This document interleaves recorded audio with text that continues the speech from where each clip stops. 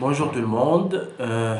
Inch'Allah aujourd'hui, et après avoir terminé le deuxième module, Antigone, nous allons entamer le dernier module, le dernier jour d'un condamné de Victor Hugo. Comme d'habitude, je vais être bref et simple. Je vais vous donner tout simplement l'essentiel qui vous sera utile à l'examen régional, vu bien sûr la situation actuelle. À l'examen régional, toujours la première question portera sur le paratexte.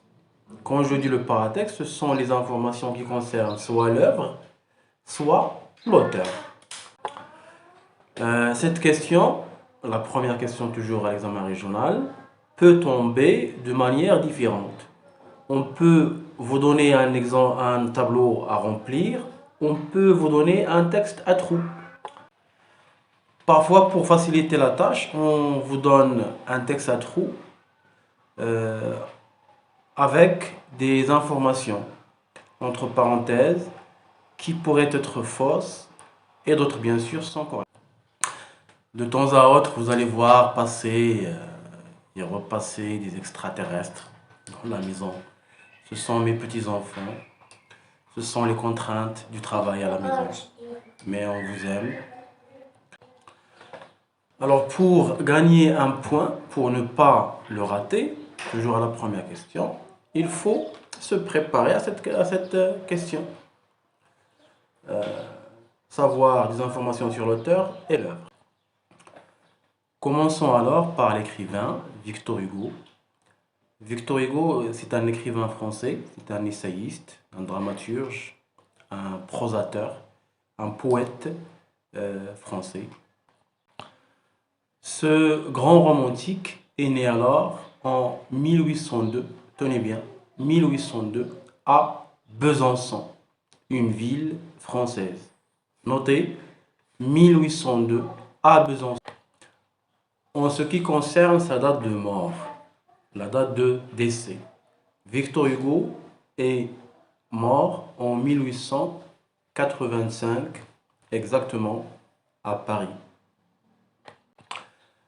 Victor Hugo est considéré comme le plus grand écrivain de sa génération, voire même le plus grand écrivain de langue française.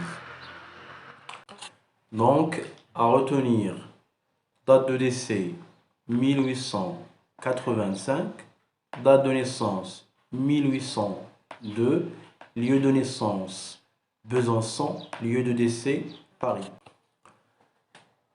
En ce qui concerne toujours la première question à l'examen régional, on peut vous demander de citer quelques autres œuvres du même auteur. Donc, il est obligatoire d'apprendre au moins 3 œuvres. C'est mieux. Comme ça, vous aurez un arsenal. Au moins, je répète, au moins 3 œuvres. Par exemple, Victor Hugo a écrit Les Contemplations, Les Misérables, Notre-Dame de Paris. Il a écrit Odes et Ballades. Les Châtiments aussi, Les Travailleurs de la mer, Hernani, Cromwell, La Légende des siècles. Bon, jusqu'à maintenant, vous avez 5 informations. Date de naissance, date de décès, lieu de naissance,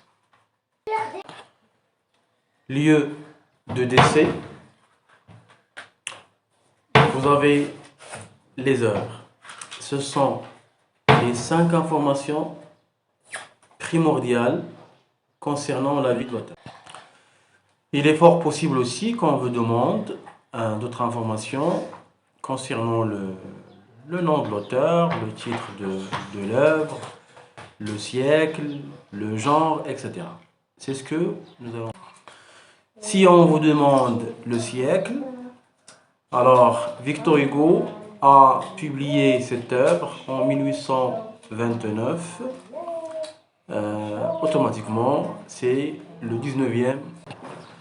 En ce qui concerne le genre, dans cette œuvre, Victor Hugo essaye d'abolir la peine capitale. Il essaye de supprimer la peine capitale, bien sûr, à l'époque.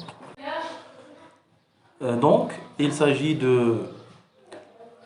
d'un roman à thèse, d'une œuvre dans laquelle Victor Hugo essaie de défendre un thème. En ce qui concerne la forme narrative apparentée, on peut dire qu'il s'agit d'un récit à la première personne. Et bien sûr qu'il y a des points communs avec le journal intime, mais ce n'est plus un journal intime. Pour conclure, on vous demande parfois de citer la visée du texte ou la visée de l'œuvre. Il s'agit alors d'une visée argumentative. Victor Hugo, dans cette œuvre, essaye de défendre, comme j'ai dit, un thème. C'est un plaidoyer contre la peine de mort.